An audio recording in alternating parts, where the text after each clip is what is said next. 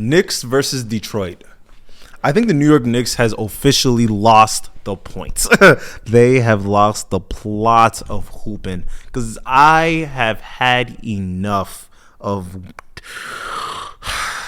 I looked at the minutes played of these players, of the starting five of the New York Knicks.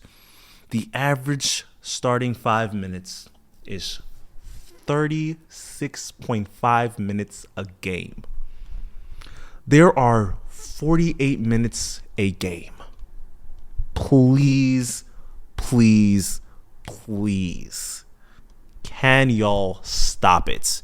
Because we've been getting on y'all behind every single year, day after day, month after month, season after season. Keep in mind, this is the best at it. This is the best. I'm already stuttering. That's how frustrated I am. This is the best the New York Knicks have gotten at time management for their team. And it's getting to the point we do not need to be playing these players the way that we are. You cannot be running a guy like Jalen Brunson like that ragged. And it's getting to the point where we're getting complaints from guys like Mikal Bridges where he's been playing 82 games a season. Every single day of his career, he has never missed a game.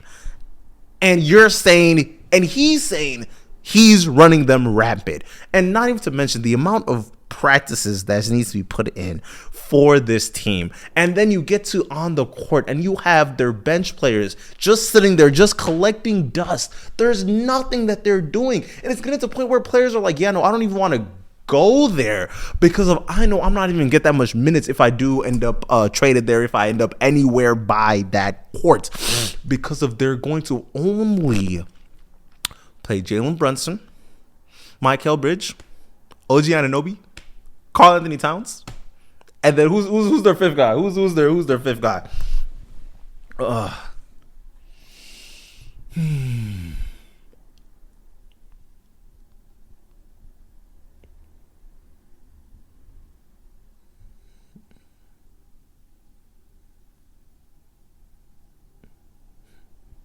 And Josh Hart. They're only going to play Josh Hart, Mikal Bridges, OG Anunoby, Jalen Brunson, and Karl Anthony Towns. And everybody else, I'm sorry. And my whole thing is, honestly, I think that's part of their main. That's probably one of the main problems of the way that their roster is constructed to begin with. Because they objectively have a top 5 starting 5.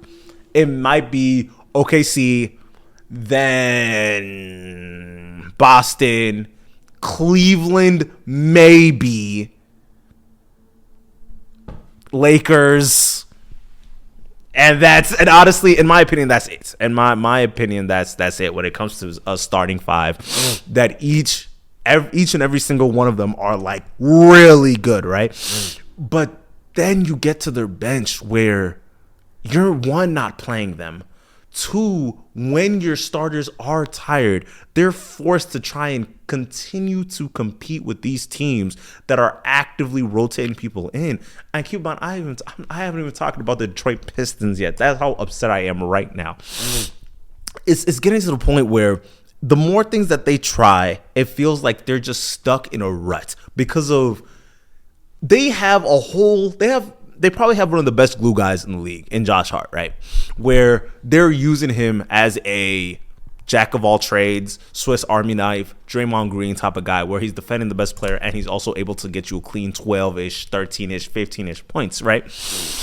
But I feel like we need to be able to set this team up for success when we actually do play these better teams, where we're actually able to use our bench players, actually able to get the diamond in the rough. Because of while I'm looking at this roster, it seems like they go 6 men deep and everybody else, I promise you're not getting no minutes.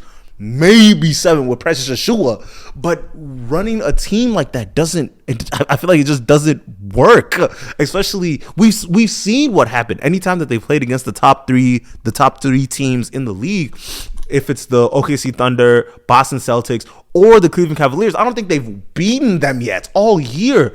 And my thing is, if you traded away your future to go get Karl Anthony Towns and you can't beat those three teams, that's worrisome. That's really, really worrisome. And not even to mention,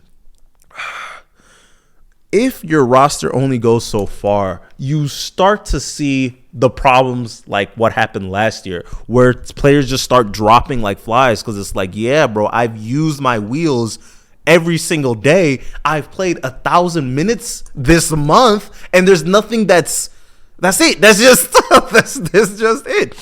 So when Detroit plays the New York Knicks, I feel like it's going to be a testament to see what if this New York Knicks trade was even worth having in the first place, right?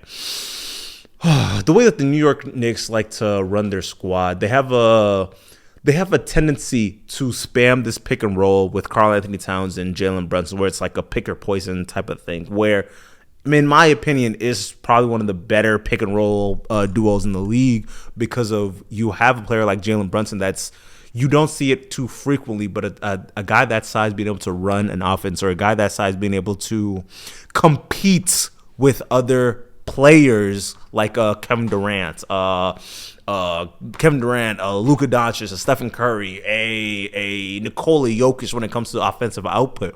Because we've gotten to the point where, honestly, I thought Jalen Brunson was I want to say a fluke, but he's gotten to the point where his consistency has made him a force to be reckoned with every single game. You can't just put a so-so defender on him. You actually have to put on your best show every single night. But the main thing is, as the game goes on, you tend to miss out on a lot of these other players when you do have to call upon them, right? And having a guy like Karl Anthony Towns gives you the type of spacing that you really need, because they run five out every single play. Like, if it's not an offensive mismatch off the start with a guy like a Karl Anthony Towns, when he's posting up against these smaller guys, you get to see where a mismatch they mismatch hunts probably on the better half of the league. Because it gets to the point where, if you're trying to go all out to try and stop Jalen Brunson, you tend to miss out on a guy like Josh Hart, where he's able to throw in a whole bunch of extra points here and there. There was a meme going out where it's like Josh Hart is the Carmelo Anthony of Draymond Green's, where it's like, yeah, he is like that. He's able to show up as a star amongst these other players, right? And the more that you watch the Knicks, the more that you realize the main reason why they're not able to beat the better teams is after Jalen Brunson gives you your scoring, and then Karl Anthony Towns your second option for scoring, you kind of run out of you run out of a bunch of punches to make, because of the whole point of getting Mikal Bridges was to be able to give you a guy that's able to be a 3-and-D, but still give you a rough 23-ish points, because he was coming from Brooklyn, where he was averaging around 23-ish, give or take.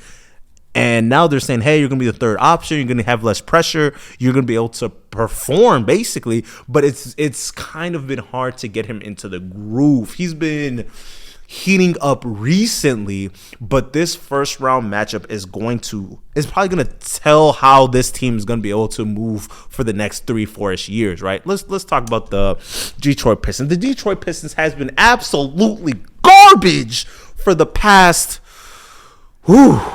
long time since Blake Griffin. They've been bad since Blake Griffin. But this year, it's been different. It's been different. They drafted Asar.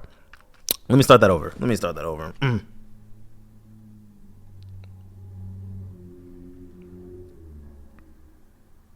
So the Detroit Pistons this year, it's felt different. Let me put it like that. It's felt different, right?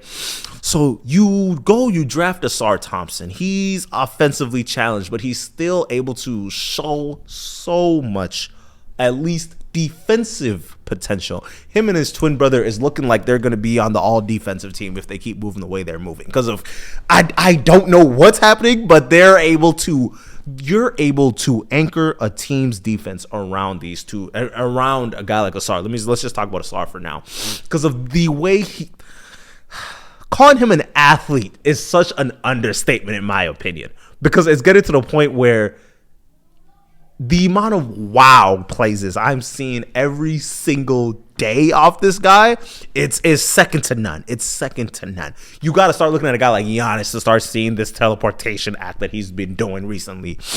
But Cade Cunningham has been showing up and showing out recently. There have been so much talk that he's been probably one of the worst number one overall draft picks in the past like 10 years, blah, blah, blah.